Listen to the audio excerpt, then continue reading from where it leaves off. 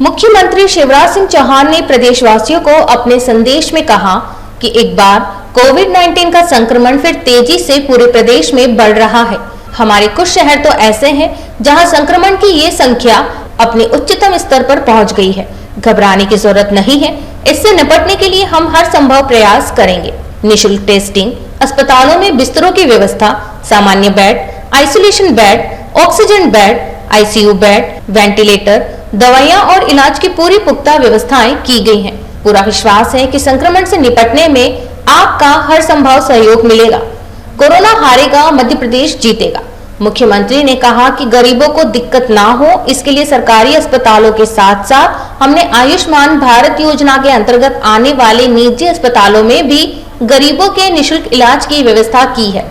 अनुबंधित निजी अस्पतालों में भी गरीबों के निःशुल्क उपचार की व्यवस्था की जाएगी।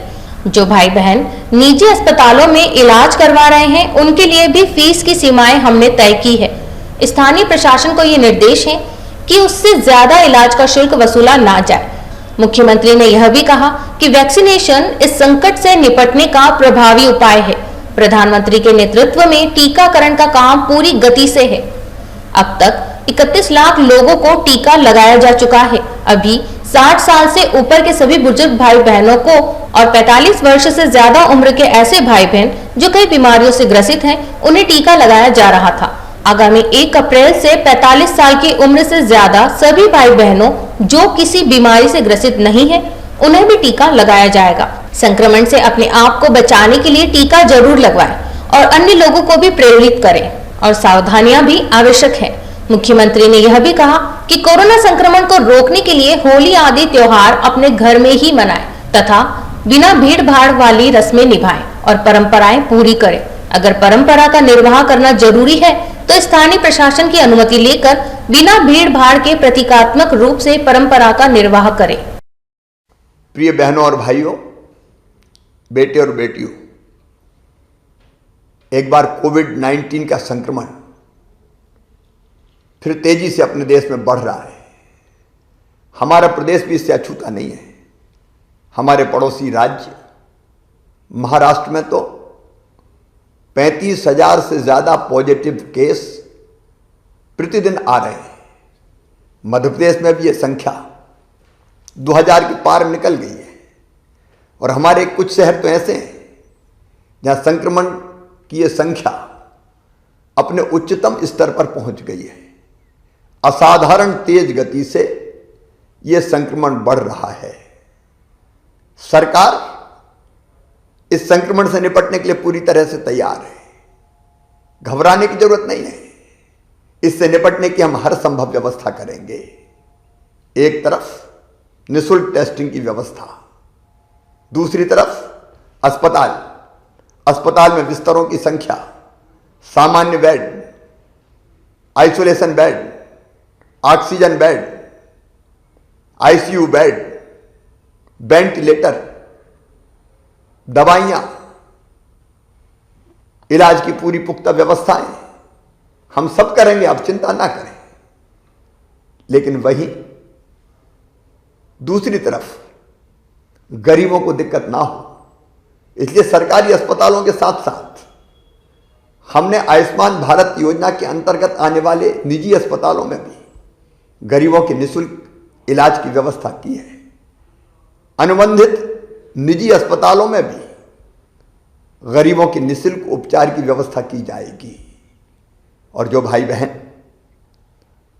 निजी अस्पतालों में इलाज करवा रहे हैं, उनके लिए भी फीस की सीमाएं हमने तय की है। स्थानीय प्रशासन को यह निर्देश है कि उससे ज्यादा इलाज का शुल्क वसूला ना जा सके।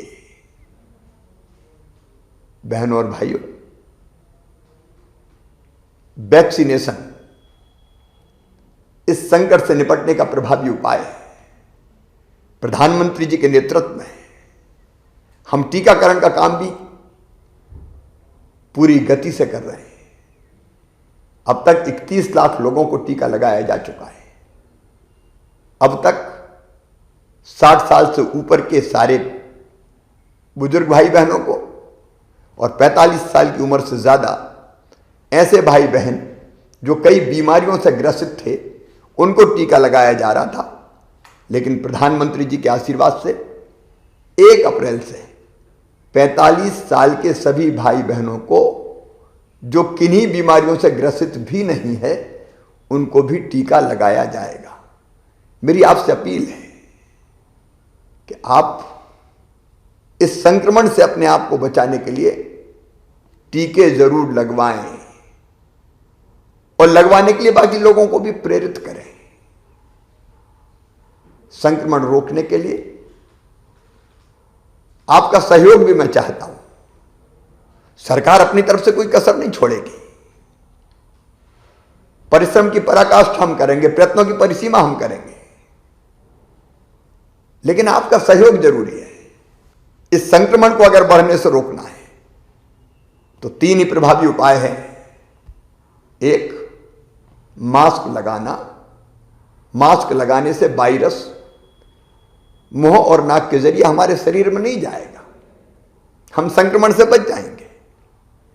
दूसरे, सोशल डिस्टेंसिंग, आपस में सुरक्षित दूरी रखना। सुरक्षित दूरी से हम वायरस ले जाने वाले कैरियर नहीं बन पाएंगे। और तीसरे, बार बार अपने हाथ साफ करना सैनिटाइजर या साबुन से। इससे वायरस को हम वहीं मार देंगे और संक्रमण फैल नहीं पाएगा। आपका सहयोग चाहिए। हमारे महत्वपूर्ण त्योहार है, त्योहार मनाए, इससे इनकार नहीं है, लेकिन क्या संक्रमण रोकने के लिए हम ये त्योहार अपने परिवार के साथ घर पर नहीं मना सकते? संक्रमण अगर रोकना है तो भीड़ भाड़ से बचना होगा। रस्म निभाएं, त्योहारों की परंपराएं पूरी करें, पर बिना भीड़ भाड़ के।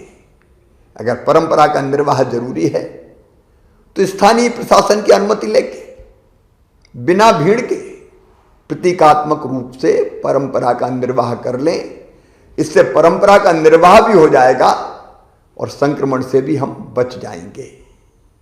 याद रखिए, अगर लापरवाही की तो संक्रमण बढ़ेगा और प्रदेश संकट में फंसेगा। और इसलिए हम सबको मिलकर यह उपाय करना है, अपने लिए, अपनों की जान बचाने के लिए, संक्रमण को रोकने के लिए, कि हम कोरोना 19 की हर गाइडलाइन का पालन करें। आपके जिले के क्राइसिस मैनेजमेंट ग्रुप ने इससे निपटने के लिए जो गाइडलाइन बनाई है, जो निर्देश दिए हैं, उनका पूरी तरह से आप पालन करें। मुझे विश्वास है कि संक्रमण से निपटने के लिए, इस बीमारी से निपटने के लिए आपका हर संभव सहयोग मिलेगा। कोरोना हारेगा, मध्य प्रदेश जीतेगा। आप सब कोविड-19 के संक्रमण से बचने के लिए गाइडलाइन का पालन करें। बहुत बहुत धन्यवाद।